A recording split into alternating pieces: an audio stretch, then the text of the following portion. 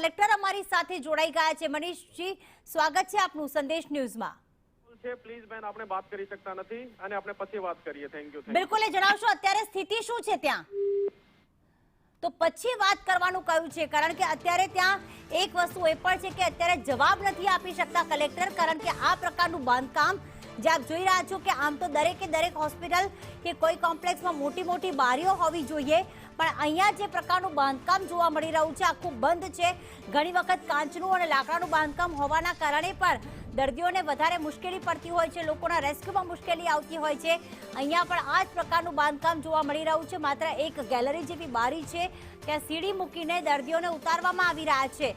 ઠીક છે, અત્યારે કોઈ જાનહાનિના અહેવાલ નથી મળી રહ્યા, પરંતુ અહીંયા ન્યુરો કેર સેન્ટર છે, મોટી મોટી હોસ્પિટલ આવેલી છે, ચિલ્ડ્રન હોસ્પિટલ પણ આવેલી છે, અને સાથે સાથે ઘણા બધા દર્દીઓ હોસ્પિટલમાં દાખલ હતા, તેઓ ગભરાઈ ગયા હતા, ગુંગળામણ થવા લાગી હતી, કારણ કે આખરે બ્લાસ્ટ કઈ રીતે થયો? જો બ્લાસ્ટ થયો તો તરત જ આગ પર કાબુ શા માટે ન લેવામાં આવ્યો? કારણ કે જરૂરી બની ગયું છે અને નિયમ પણ છે સરકારના કે જે પણ સ્ટાફ હોસ્પિટલ કે બિલ્ડિંગમાં કામ કરે છે તેમને પ્રોપર ટ્રેનિંગ હોવી જોઈએ કે તેમને ફાયર એક્સ્ટિંગ્વિશર ઉપયોગમાં લેવાતા આવવું જોઈએ, પરંતુ અહીંયા માત્ર કહેવાના શોભાના ગાંઠિયા સમાન બની ગયા છે આ તમામ ફાયરના સાધનો, કારણ કે કોઈ ઉપયોગ નથી કરી શકતું। તાબડતોબ સામાન્ય લોકો ફાયર બ્રિગેડની ટીમ ત્યાં આવી ગઈ હતી અને તમામ દર્દીઓને અત્યારે એક બાદ એક રિફર કરવામાં આવી રહ્યા છે। આ એક્સક્લુઝિવ દ્રશ્યો અત્યારે ભાવનગરના કાળુભા રોડના આપ જોઈ રહ્યા છો। કલેક્ટરે કોઈ પણ જવાબ આપવાનું ટાળ્યું ને એવું જ કહ્યું કે પછી વાત કરીશું, પરંતુ અહીંયા સવાલ એ છે કે શું કલેક્ટર અત્યારે જવાબ શોધી રહ્યા છે કે પછી કામગીરીમાં વ્યસ્ત છે? એક કલેક્ટરની જવાબદારી હોય છે, કોર્પોરેશનની જવાબદારી હોય છે કે દરેકે દરેક કોમ્પ્લેક્સમાં કોઈ પણ પ્રકારના ફાયરના સાધનો ન હોય તો તેમને નોટિસ ફટકારવામાં આવે, તેમને રદ કરવામાં આવે, પરંતુ અહીંયા સાધનો તો હતા। હવે બીજી વાત એ પણ છે કે એ પણ તપાસનો વિષય છે કે શું ફાયરના સાધનો ભલે ઉપયોગમાં ન લીધા હોય પરંતુ એક્સપાયર ડેટવાળા હતા? આખરે બ્લાસ્ટ કઈ રીતે થયો? શા માટે માત્ર આટલી 10 થી 12 હોસ્પિટલ ધરાવતા કોમ્પ્લેક્સમાં માત્ર એક જ ઇમરજન્સી ગેટ છે? એ પણ એક મોટો સવાલ ઊભો કરી રહ્યું છે, કારણ કે જો દરેકે દરેક હોસ્પિટલમાં એવો આંકડો કરીએ આપણે કે 20 થી 30 પેશન્ટ હશે, એનો મતલબ એ કે અહીંયા 200 જેટલા 200 થી પણ વધારે દર્દીઓ જે છે તે ફસાયેલા છે, અને એમાં ન્યુરો કેર સેન્ટર હોય છે, એટલે કે જેમાં ક્યાંક ચિલ્ડ્રન હોસ્પિટલ પણ છે, એટલે નાના બાળકો પણ ત્યાં હોઈ શકે છે। હવે વૃદ્ધ જે છે મહિલા, તેમને ઉતારવામાં આવી રહ્યા છે, નાના બાળકોને લઈને તે હાથમાં ખોળામાં લઈને તેમને ઉતારવામાં આવી રહ્યા છે। ખૂબ મોટી મુશ્કેલી સર્જાઈ છે અહીંયા ભાવનગરમાં, અને હાલમાં ફાયર બ્રિગેડ દ્વારા પ્રયાસો કરવામાં આવી રહ્યા છે કે આગ ઓલવવામાં આવે, પરંતુ હજી જાનહાનિના કોઈ જ અહેવાલ નથી મળી રહ્યા, કારણ કે અત્યારે તો તમામ દર્દીઓને માત્ર રેસ્ક્યુ કરીને અને તરત જ નજીકની હોસ્પિટલમાં, એમાં પણ સિવિલ હોસ્પિટલમાં શિફ્ટ કરવામાં આવી રહ્યા છે। મયુર દવે અમારી સાથે જોડાઈ ગયા છે। મયુર, ખૂબ મોટી ઘટના કહી શકાય, અને જે પ્રમાણે દર્દીઓને એક બાદ એક ઉતારવામાં આવી રહ્યા છે, અત્યારે દ્રશ્યોમાં દેખાયું કે એક મહિલા જે છે તે નર્સ પણ હોઈ શકે છે, રિલેટિવ પણ હોઈ શકે છે, નાના બાળકને લઈને નીચે ઉતરી રહી છે। અંદર કેટલા બાળકો હતા, કેટલા વૃદ્ધો હતા, હવે આપની પાસે કોઈ માહિતી આવી છે આંકડાકીય?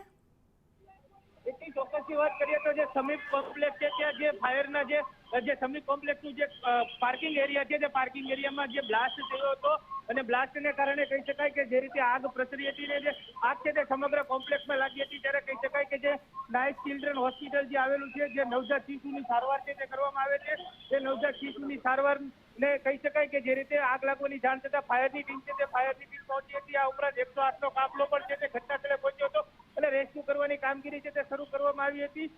અંદાજે કહી શકાય કે 25 થી વધુ લોકો છે તેમનું રેસ્ક્યુ કરવામાં આવ્યું છે, પરંતુ હાલ હજી સુધી કોઈ જાનહાનિના સમાચારો છે તે મળ્યા નથી। બનાવને પગલે કહી શકાય જિલ્લા કલેક્ટર, જે શહેર ભાજપ પ્રમુખ છે સહિતના લોકો છે તે ઉપસ્થિત થયા છે, અને લોકોને જે રેસ્ક્યુ કરીને સિવિલ હોસ્પિટલ સારવાર માટે ખસેડવામાં આવ્યા છે। પ્રીતિ, બિલકુલ, આગ કઈ રીતે લાગી, શા માટે બ્લાસ્ટ થયો હતો પાર્કિંગમાં, અને કોઈ એસીના યુનિટમાં બ્લાસ્ટ થયો, એવી કોઈ જાણકારી મળી છે?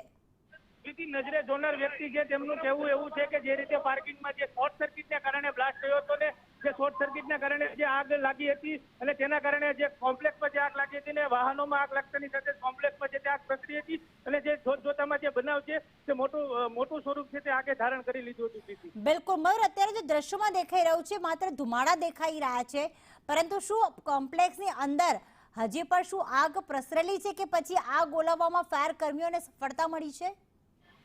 પ્રીતિ, કોમ્પ્લેક્સના જે પાર્કિંગ વિસ્તારમાં જે આગ લાગી છે તે આગને ઓલવવા માટે થઈને ફાયરની ટીમ છે તે કામગીરી કરી રહી છે. હાલ પાર્કિંગમાં પણ કહી શકાય કે આગ છે તે ચાલુ છે ને તેને ઓલવવા માટે થઈને ફાયરની ટીમ છે તે કામગીરી કરી રહી છે.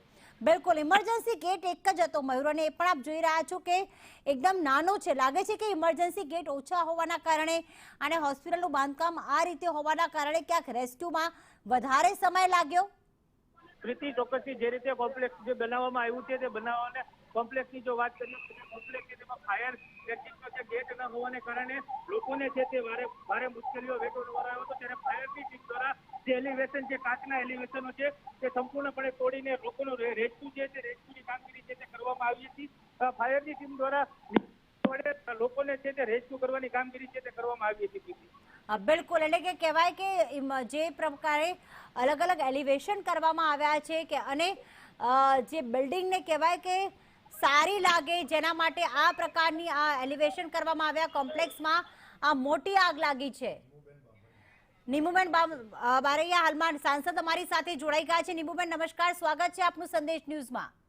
નમસ્કાર. નીમુબેન, અત્યારે ત્યાં કેવી પરિસ્થિતિ છે? કોમ્પ્લેક્સમાં મોટી આગ લાગી છે. ઘટનાની જાણ મને થઈ છે અત્યારે, અને ઝડપથી કમિશનર, જિલ્લા વહીવટી તંત્ર, કલેક્ટર અને તંત્ર આખું જે ઝડપથી કામ કરે એમને હું આદેશ આપી દઉં છું, અને ઝડપથી રાહત કામગીરી લોકોને પહોંચે એ પણ સૂચનાઓ હું આપી દઉં છું. પણ નીમુબેન, આ કોમ્પ્લેક્સમાં ફાયરના સાધનો હતા, હવે એક્સપાયર ડેટ વાળા હતા કંઈક, પરંતુ ત્યાં તરત જ તેનો ઉપયોગ કરવામાં ના આવ્યો કારણ કે અહીંયા ટ્રેનિંગનો અભાવ હતો. ફાયરની જે સિસ્ટમ છે એનો ઉપયોગ કરવો જોઈએ, મહત્તમ કરવો જોઈએ, અને લોકોના જ્યારે લોકોનું જ્યારે જે પ્લેસ પર વધારે લોકો હોય અહીંયા ફાયર છે એ ઝડપથી એની સિસ્ટમ પણ ડેવલપ થવી જોઈએ, અને ઝડપથી સિસ્ટમને લગતા દરેક પગલાં લેવા જોઈએ. બરાબર છે, પરંતુ એ સાધનોનો ઉપયોગ કરવા કોઈ ટ્રેનિંગ આપવી પડે છે. અહીંયા તો સાધનોનો ઉપયોગ પણ ન થયો.